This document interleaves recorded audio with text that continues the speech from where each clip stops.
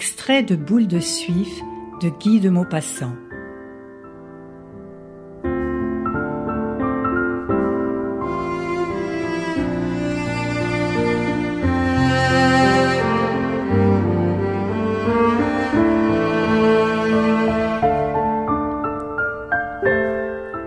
Résumé des chapitres précédents.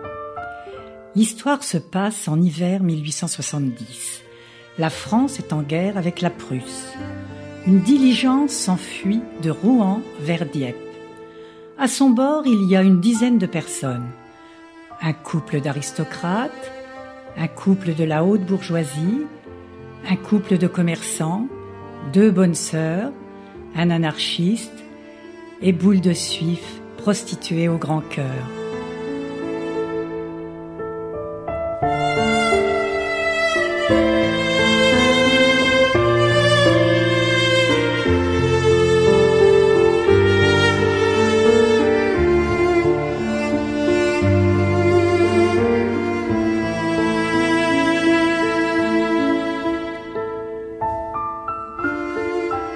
La voiture allait si lentement qu'à 10 heures du matin, on n'avait pas fait 4 lieues. L'appétit grandissait, troublant les esprits, et aucune gargote, aucun marchand de vin ne se montrait. Les messieurs coururent aux provisions dans les fermes au bord du chemin, mais ils n'y trouvèrent pas même de pain. Vers 1h de l'après-midi, l'oiseau annonça que décidément il se sentait un rude creux à l'estomac. Tout le monde souffrait comme lui depuis longtemps, et le violent besoin de manger, augmentant toujours, avait tué les conversations. Boule de Suif, à plusieurs reprises, se pencha comme si elle cherchait quelque chose sous ses jupons. Elle hésitait une seconde, regardait ses voisins, puis se redressait tranquillement. Les figures étaient pâles et crispées. L'oiseau affirma qu'il payerait 1000 francs à jambonneau. Sa femme fit un geste comme pour protester, puis elle se calma. « Le fait est que je ne me sens pas bien, dit le comte. Comment n'ai-je pas songé à apporter des provisions ?» Chacun se faisait le même reproche.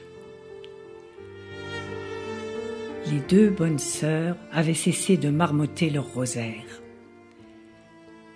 Enfin, à 3 heures, comme on se trouvait au milieu d'une plaine interminable, sans un seul village en vue, Boule de Suif, se baissant vivement, retira de sous la banquette un large panier couvert d'une serviette blanche. Elle sortit d'abord une petite assiette de faïence, une fine timbale en argent, puis une vaste terrine dans laquelle 2 poulets entiers, tout découpés, avaient confit sur leur gelée. Et l'on apercevait encore dans le panier d'autres bonnes choses enveloppées. Des pâtes de fruits, des friandises, les provisions préparées pour un voyage de 3 jours, afin de ne point toucher à la cuisine des auberges.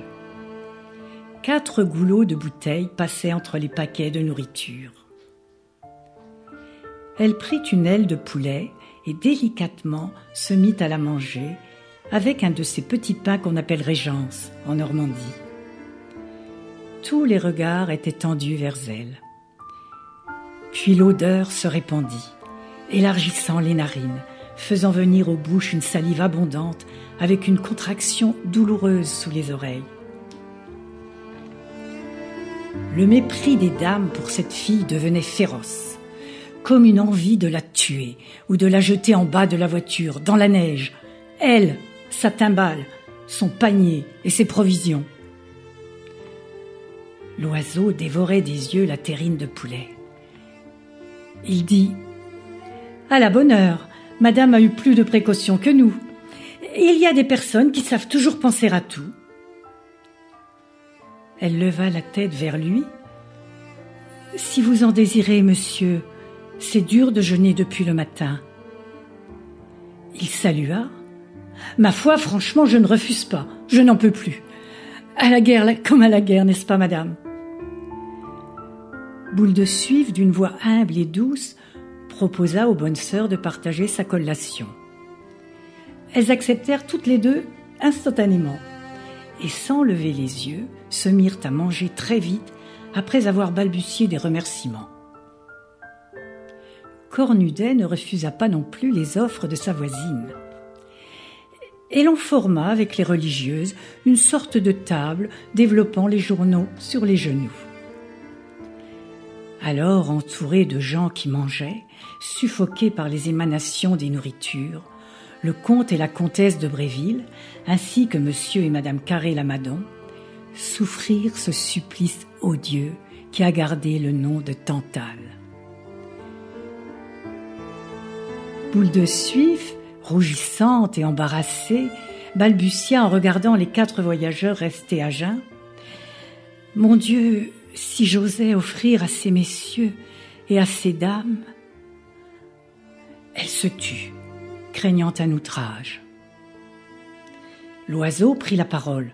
« Eh, parbleu, dans des cas pareils, tout le monde est frère et doit céder. Allons, mesdames, pas de cérémonie. Acceptez, que diable! Savons-nous si nous trouverons seulement une maison où passer la nuit ?» On hésitait, personne n'osant assumer la responsabilité du oui. Mais le comte trancha la question. « Nous acceptons avec reconnaissance, madame. » On s'en donna carrément. Le panier fut vidé. Il contenait encore un pâté de foie gras, un pâté de mauviette, un morceau de langue fumée, des poires crassanes, un pavé de Pont-l'Évêque, des petits fours et une tasse pleine de cornichons et d'oignons au vinaigre. On ne pouvait manger les provisions de cette fille sans lui parler. Donc, on causa, avec réserve d'abord. Puis, comme elle se tenait fort bien, on s'abandonna davantage. Mesdames de Bréville et Carré-Lamadon, qui avaient un grand savoir-vivre, se firent gracieuses avec délicatesse. La comtesse, surtout, montra cette condescendance aimable des très nobles dames qu'aucun contact ne peut salir, et fut charmante. Mais la forte madame Loiseau, qui avait une âme de gendarme, resta revêche, parlant peu et mangeant beaucoup.